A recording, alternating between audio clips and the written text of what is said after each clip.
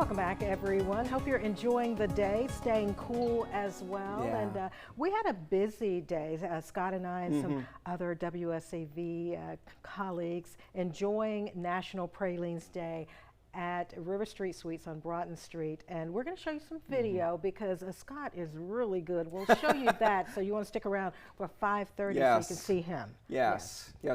Get to see me with the scoop. Yes.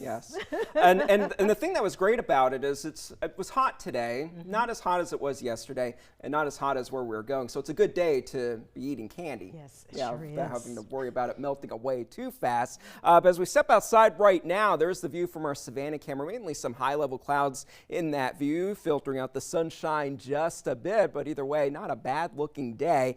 We did have a couple of gray clouds in downtown Savannah earlier and a few raindrops, but for the most part, it has been a dry and very warm day. Temperatures pretty close to normal, upper 80s to lower 90s. Darien is the hot spot this afternoon, once again at 94 degrees, 93 for Hinesville, 88 for us here in Savannah, a little bit cooler out on Hilton Head. And when you factor in the humidity, it is feeling a few degrees hotter, feeling like 95 degrees for Richmond Hill, 97 for Darien. But as we head into the next few days, the heat index will become a much greater concern, especially as we head into the weekend. Viper radar mainly dry for us this afternoon. We just had those few very small cells setting up over Chatham County earlier in the day. A little bit of activity off of the coast, but already dissipating. So you might be very lucky if you get one of those isolated showers or storms over the next few hours. For tomorrow, similar conditions will be setting up, starting off with a lot of sunshine.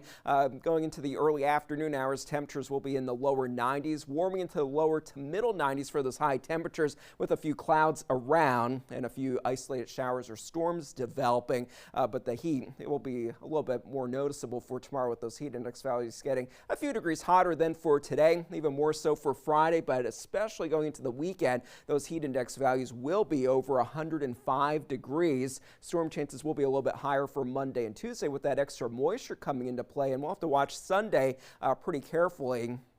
With that heat, we could have a few more thunderstorms setting up, and with the hot temperatures, there's always that risk for a few low-end severe thunderstorms, a low-end severe risk. And as we look ahead for the next few days, you'll have to watch out for that heat and, of course, keep an eye to the sky because of those thunderstorm chances. Did have a frontal boundary move through yesterday. That brought us slightly drier conditions for today. That's why the heat index is not a huge issue for us this afternoon. But over the next few days, warmer, or I should say hotter and more humid air mass will overtake the drier air that's over the southeast at the moment, and that's what will lead to the extremely dangerous heat conditions as we head into the weekend. But you can definitely see where that frontal boundary is draped. 80s north of that frontal boundary, 90s to the south side of that. There's some thunderstorms around Orlando. That's why they're at 75 degrees. Otherwise, they would be in the 90s. But as far as Vipercast going through the day tomorrow, we do have that chance for a few isolated thunderstorms developing, those temperatures reaching the 90s for highs. But then once we lose that daytime heating, I think we'll see more of that activity